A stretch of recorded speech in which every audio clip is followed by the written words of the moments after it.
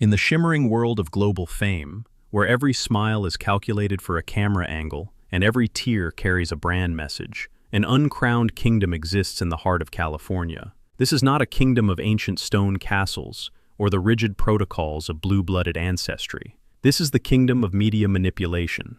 As the velvet curtain rises on this stage, we aren't just observing a couple in search of freedom. We are watching the most meticulously choreographed performance of the 21st century.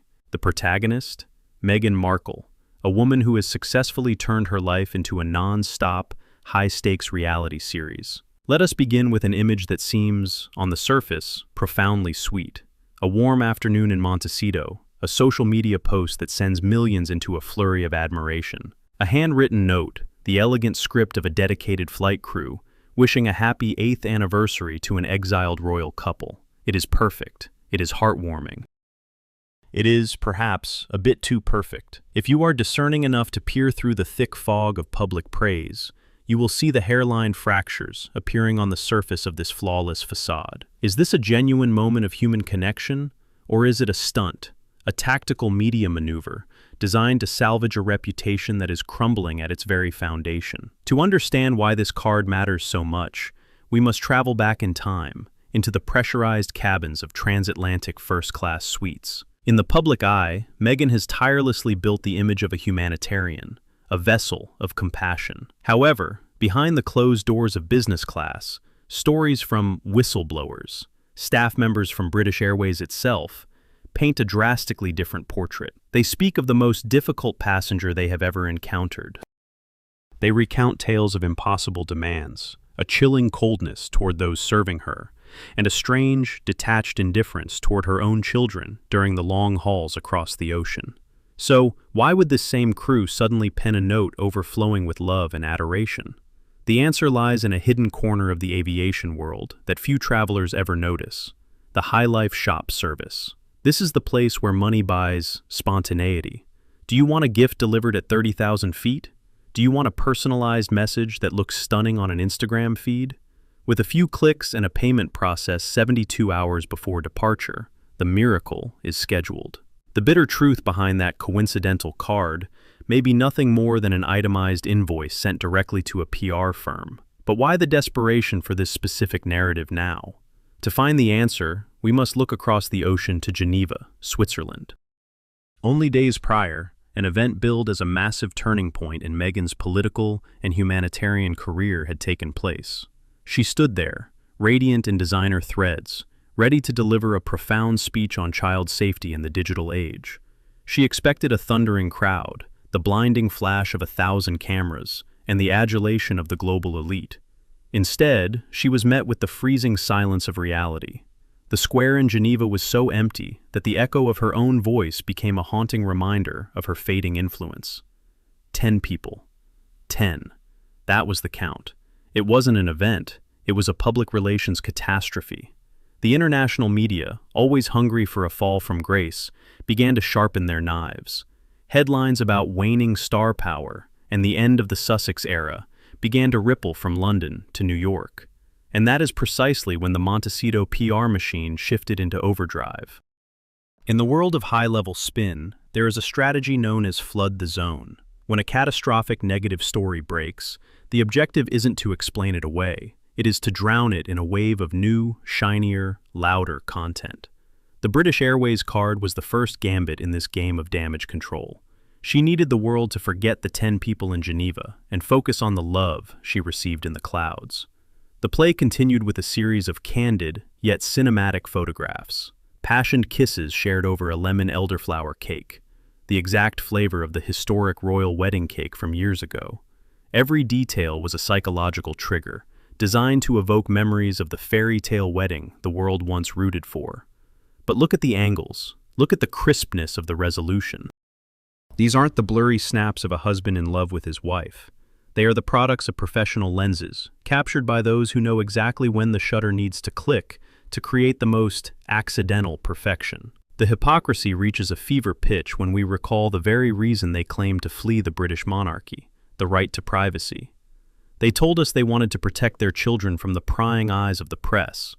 They sued news agencies for paparazzi shots taken from miles away. Yet, Here they are, voluntarily exposing their most intimate moments to millions. Worse still, they have begun to weave their children into the tapestry of their commercial endeavors.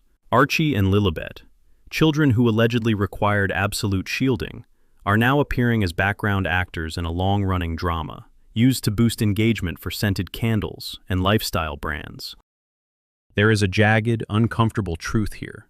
For the Duke and Duchess of Sussex, privacy is not a right, it is a currency. They only protect it when they can't sell it for a higher price. When the situation demands it, they are more than willing to put it on the auction block for public consumption. Every move Meghan Markle makes appears to be part of a script vetted by the world's most expensive image consultants. From the brand of her coat to the person she stands next to at a dinner party, everything serves one master: relevancy. Meghan's greatest fear isn't being hated, it is being forgotten. In Hollywood, obscurity is the only true death.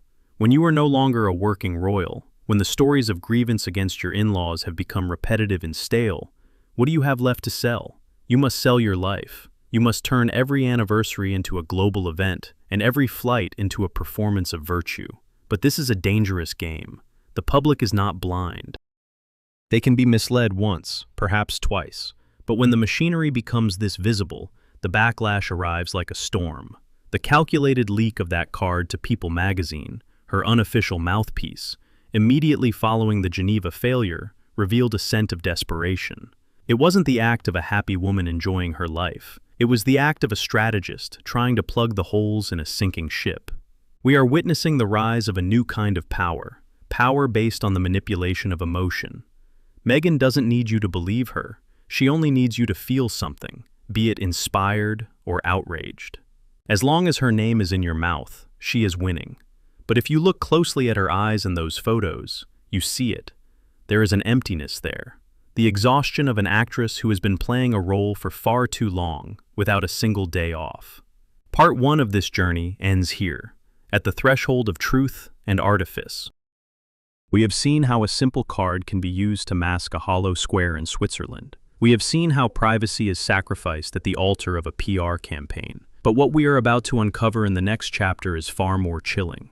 It is the moment this anniversary play accidentally dragged their children into a commercial vortex they didn't sign up for. And it is the moment a fatal error in choosing an ally caused the perfect curtain to finally rip. Is love the motivation, or is it merely the most effective marketing tool in this woman's arsenal? Brace yourselves, because we have only just begun to peel the first layers of the onion that is the Sussex brand. Let us return to the flicking flame of a candle. In the recent anniversary montage released by the Duchess, a soft, amber glow illuminates a room that looks less like a home and more like a high-end catalog. It's a beautiful shot, warm, intimate, a glimpse into the private sanctuary of a global icon. But if you pause the frame, if you look past the soft focus of the foreground, you see it. A strategically placed candle, its label facing the camera with the precision of a Super Bowl commercial. This isn't just a home movie. It is a soft launch. The Duke and Duchess spent years and millions in legal fees, arguing that their children, Archie and Lilibet, deserved a life of normalcy, away from the toxic gaze of the British press. They sued news agencies for using long-range lenses. They spoke of the generational trauma caused by the camera. And yet, in her latest bid to launch American Riviera Orchard, her new lifestyle empire, the lens that was once described as a predator has become a business partner. In one particularly jarring clip, we see young Archie. He is a ghost in his own home, captured in grainy, filtered footage that is meant to feel authentic. But notice the composition. The child is positioned almost as a prop, a human element designed to lend soul to the sale of organic jams and luxury linen. This is the boardroom of the nursery. The children are no longer just heirs to a royal legacy. They are being drafted as brand ambassadors for a lifestyle that their parents are desperate to monetize. There is a disturbing irony in the timing. Just days before these intimate family videos were leaked, Meghan stood on that cold, empty stage in Geneva, Tui, preaching to 10 people about the dangers of social media and the exploitation of children online. She spoke with tears in her eyes about protecting the innocence of the next generation from the digital vultures.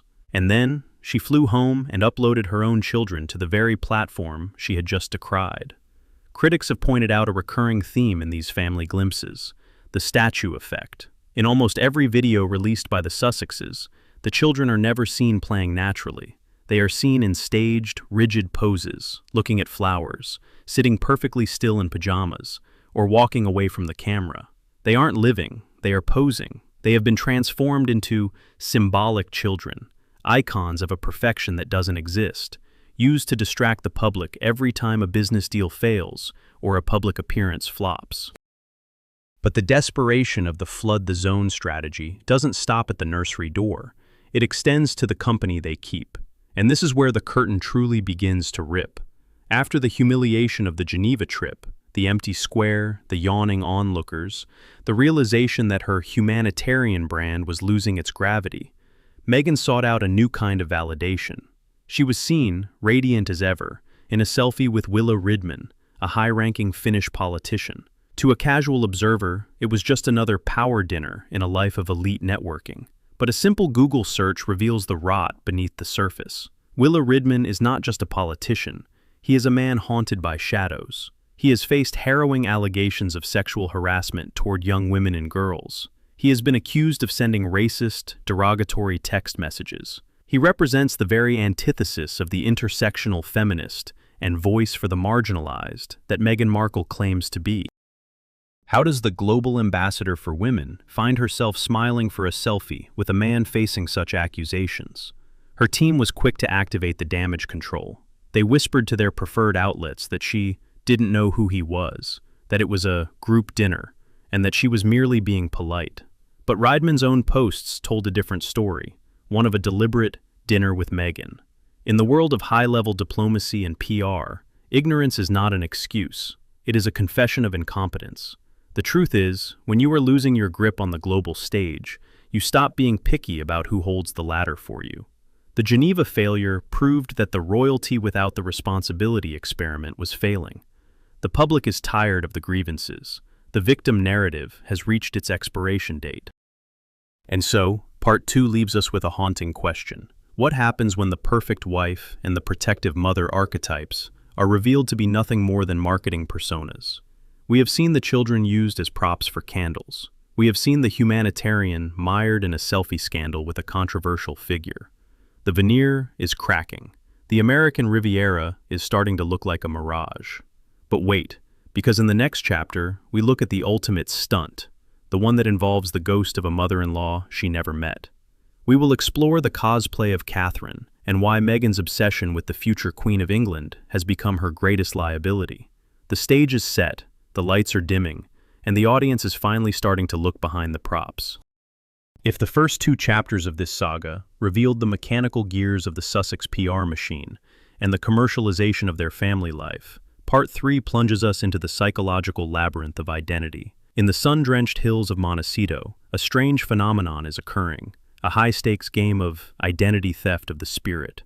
To understand Meghan Markle's current trajectory, we must look not at who she is, but at the 2 women she is desperately trying to become, the late Princess Diana and the current Princess of Wales, Catherine. Let us start with the Diana blueprint. For decades, the ghost of the people's princess has loomed large over the British monarchy. But in the hands of Meghan Markle, that ghost has been drafted into service as a primary marketing tool. During the recent high-profile trip to Nigeria, a tour many dubbed the Royal Tour Simulation, the world watched as Meghan moved with an obsessive precision.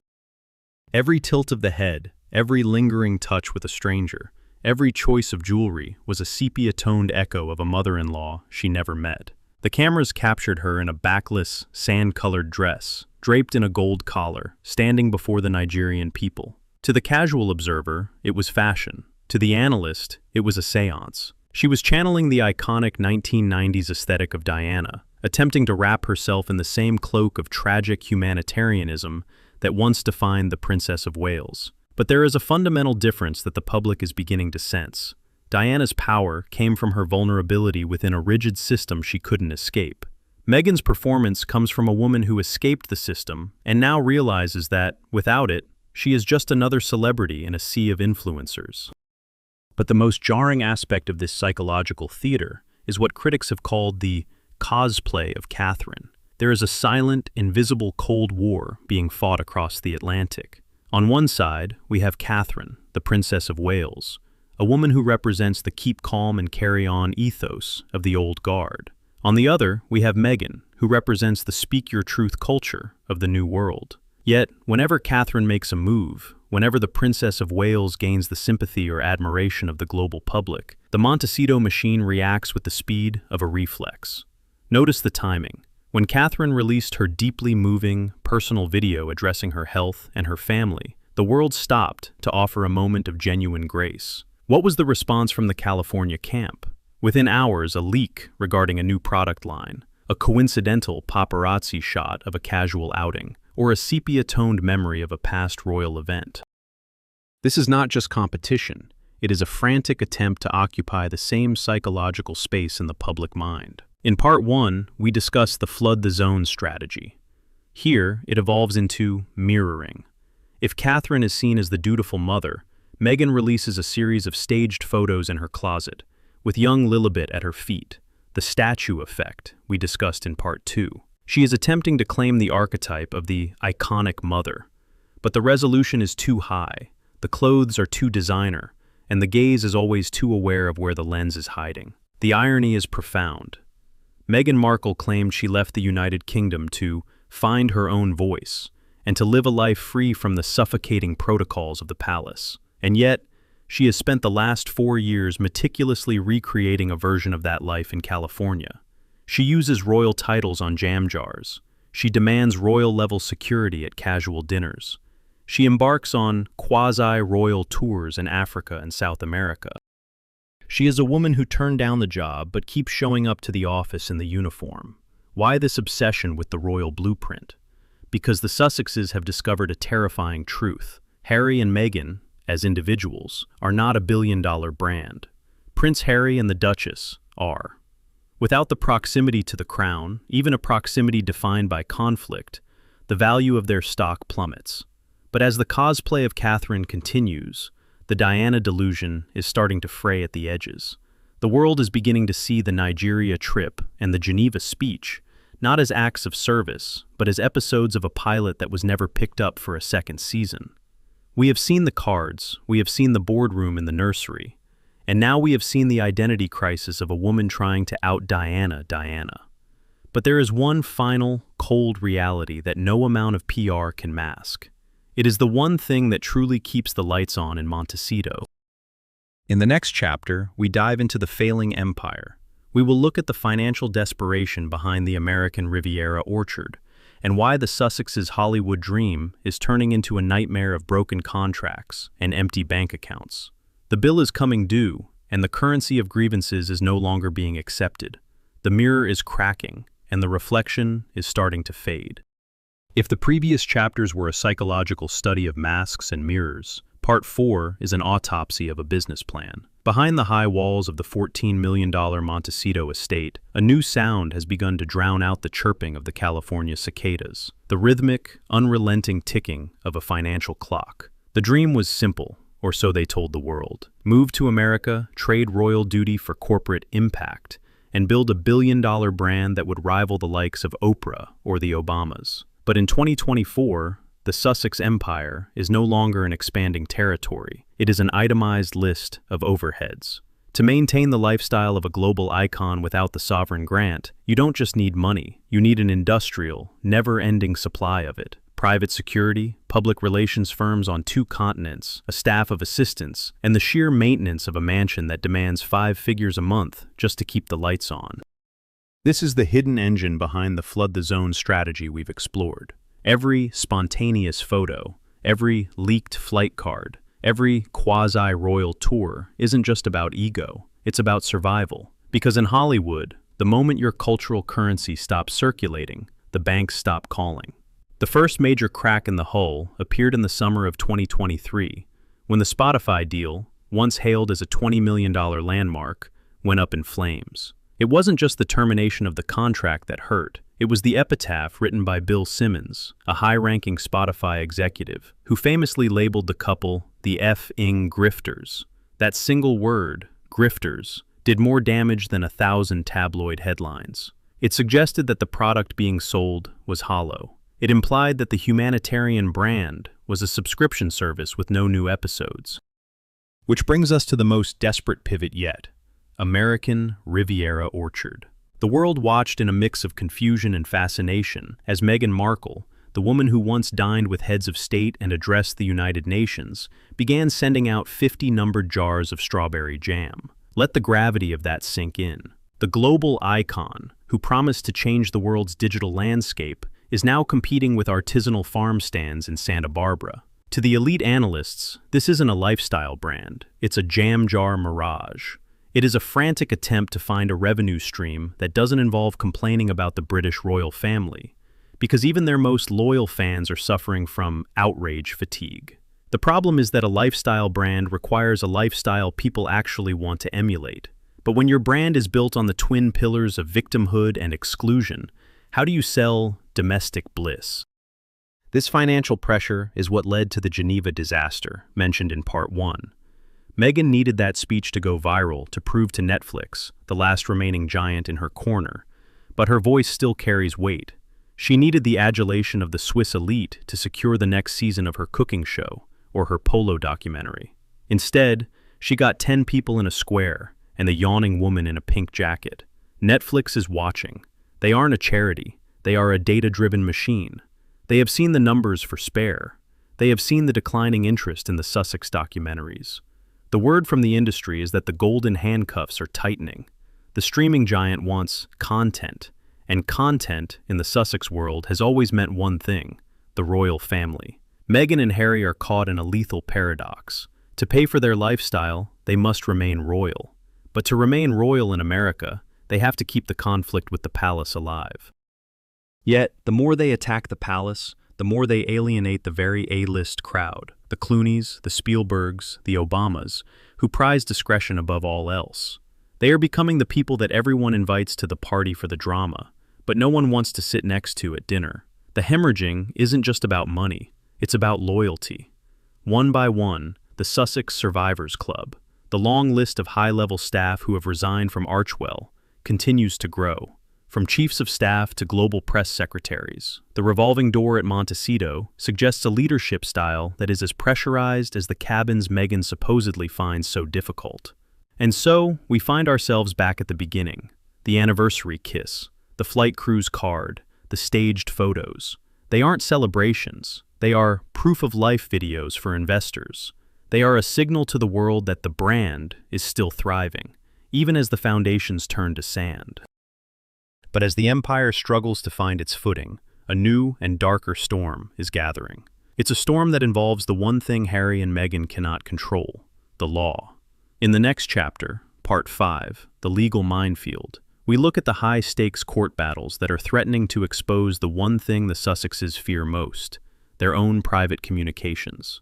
From the American visa scandal to the privacy lawsuits that may backfire, the couple is about to learn that when you take on the world in court, you have to be prepared to tell the truth, the whole truth, and nothing but the truth. The bill is no longer just in dollars, it's in secrets. The world of Meghan and Harry has always been a theater of war, but until now, the battles have been fought in the court of public opinion, on Oprah's sofa, in Netflix documentaries, and within the pages of ghost-written memoirs. But in Part 5, the battlefield shifts. The soft focus of the camera is replaced by the harsh, fluorescent lights of the courtroom. The script is no longer written by PR gurus, but by lawyers. And in this arena, there is one word that sends a shiver through the hills of Montecito: discovery. In the legal world, discovery is the process where both sides must turn over their private communications, emails, text messages, encrypted notes, to be used as evidence. For a couple whose entire brand is built on a carefully curated truth, discovery is the ultimate poison. They have spent millions suing the British press for violating their privacy, but in doing so, they have opened a door that they can no longer close. The first major warning shot came during Meghan's privacy suit against the Associated Newspapers. For months, she maintained she had no involvement in the book Finding Freedom. But then came the discovery. A cache of emails emerged, proving that she had, in fact, meticulously briefed her communications secretary to pass information to the authors. The perfect memory was revealed to be forgetfulness under oath. It was a moment of public humiliation that proved a vital point. Their private reality rarely matches their public narrative. But the stakes in 2024 are infinitely higher. Now, the crosshairs are aimed not just at Meghan's emails, but at Harry's very right to live in the United States. In his memoir, Spare, Harry sought to be the most honest royal in history, detailing his past use of illegal substances with a level of grit that shocked the establishment. To the public, it was bravery. To the legal analysts, it was a tactical suicide. And the U.S. admitting to drug use is often grounds for the denial or revocation of a visa. Enter the Heritage Foundation. This powerful DC think tank has filed a lawsuit to force the Department of Homeland Security to unseal Harry's visa application. They want to know one thing. Did the prince lie on his forms, or did the government grant him special treatment because of his title? The irony is as thick as the California fog.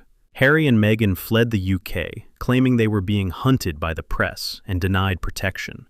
Now, they are in a legal dogfight in Washington, D.C., trying to keep a government document private, while the truth Harry so proudly sold for millions in his book is being used as the primary weapon against him. If those documents are unsealed, the Sussexes won't just be facing a PR crisis, they will be facing a federal one. And then, there is the Sussex Survivors Club, the former staff members who have lived behind the velvet curtain. For years, allegations of bullying and a toxic work environment have circled Meghan like vultures. The Buckingham Palace report into these allegations remains under lock and key, a gift of silence from King Charles to his son. But silence has a shelf life. As the couple continues to sue for libel and privacy, they run the risk of a whistleblower being called to the stand. In a court of law, NDAs, non-disclosure agreements, can be overridden by a subpoena. Imagine a deposition where a former assistant, no longer afraid of a lifestyle brand, describes the real atmosphere in the Nursery boardroom. Imagine the flight crew card being cross-examined against actual internal memos. The Sussexes are learning a cold, hard lesson. You cannot sue everyone for your truth without eventually having to face the truth. Their legal strategy has become a circular firing squad. To protect their image, they sue. To sue, they must undergo discovery. Discovery reveals the artifice. The revelation of artifice destroys the image. It is a loop of self-destruction that no amount of jam jars can fix. The legal bills are mounting, the secrets are leaking, and the privacy shield they've spent years building has become a lightning rod for scrutiny. They are no longer the hunters, they are the ones caught in the high beams of the law. But as the legal walls close in, the most profound threat of all is emerging from within their own house. It isn't a lawsuit, it isn't a visa scandal. It is the one thing that even the most powerful lawyers cannot suppress, the verdict of the silent majority. In the final chapter, Part 6, The Sunset of the Sussexes, we will examine the endgame. We will look at how the American public is finally turning the page, and why the royal rebellion is ending not with a bang, but with a yawn. The curtain is about to fall, and the actors are starting to realize that the theater is almost empty. The secrets are out. The bill is due. And the sun is setting on the American Riviera. We have reached the final act. We have peeled back the layers of the handwritten flight cards, the commercialized nursery, the psychological mirroring of a dead princess, the hemorrhaging bank accounts, and the terrifying legal minefield of discovery. Now, as the sun begins to dip below the horizon of the Pacific Ocean, casting long, dramatic shadows over the manicured lawns of Montecito, we must confront the most brutal reality of all.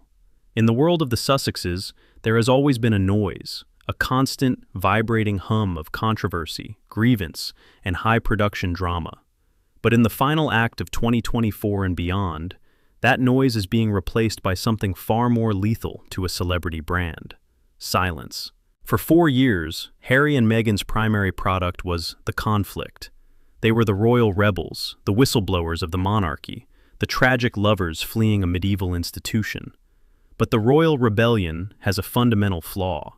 It requires an opponent who fights back. Buckingham Palace, adhering to the centuries-old mantra of never complain, never explain, has effectively starved the Sussexes of the oxygen they need. By refusing to engage in a public mudslinging match, The King and the Prince of Wales have turned the Sussex's truth into a one-sided monologue that the world is no longer interested in hearing. The first sign of the endgame wasn't a headline, it was an invitation list, or rather, the lack of one. When Harry and Meghan first landed in California, they were the ultimate get for the Hollywood elite. They were the crown jewels of the A-list dinner circuit. But look at the landscape now. The Sussex chill has set in. The heavy hitters of Hollywood, the Clooneys, the Obamas, the Spielbergs, have quietly retreated. In a town where discretion is the highest form of currency, a couple that records private family moments for Netflix and publishes intimate text messages from sisters-in-law is a liability.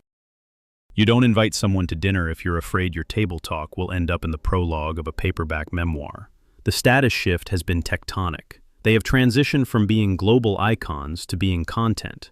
And when the content became repetitive, they became something even worse: punchlines.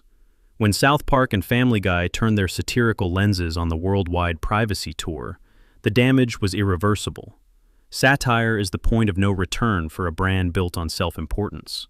Once the public starts laughing at you rather than with you, the grand humanitarian persona collapses.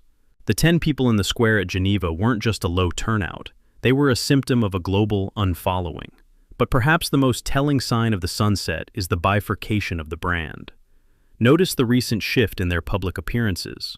We are seeing less of Harry and Meghan as a singular unit, and more of Harry and Meghan as separate corporate entities. Harry is returning to his roots: charity work in Africa, veterans issues, and the Invictus Games, trying to reclaim the soldier prince image that the world once loved. Meanwhile, Meghan is doubling down on the lifestyle empire: the jams, the cooking shows, and the high-fashion selfies. This is the sound of a brand in a controlled descent. They have realized that the joint venture is saturated. To survive, they must diversify. But in doing so, they are losing the only thing that made them unique: the fairy tale narrative. Without the us-against-the-world romance, they are just two more wealthy Californians with a struggling startup and a lot of legal fees. Which leads us to the ultimate question. What is the end game? The American Riviera orchard is a gamble of total desperation. It is an attempt to turn a royal title into a retail empire before the public apathy becomes absolute. But you cannot sell aspirational luxury to a public that feels indignation fatigue.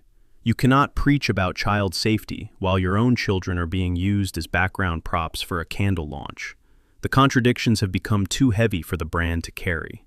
The sunset of the Sussexes is not a sudden crash. It is a slow, quiet fading of the light. The royal tours of Nigeria and Colombia were simulation tours, grand performances of a role they no longer hold, played out in front of cameras they themselves paid for. They are living in a royal Truman Show, where every bow, every handshake, and every official speech is part of a set that they are finding harder and harder to maintain. As we look back through these 6 chapters, a pattern emerges. It is a pattern of a couple that believed they could have the perks of the crown without the weight of the cross. They thought they could outmaneuver a 1,000-year-old institution using the tools of modern PR. But the monarchy plays in centuries, the Sussexes play in seasons, and the seasons are changing. The velvet curtain is falling. The lights in the Montecito boardroom are flickering. The flight crew's card has been filed away. The strawberry jam has been tasted and forgotten. Harry and Meghan wanted to speak their truth to change the world. Instead, they spoke it so often that the world stopped listening. They are no longer the future of the monarchy.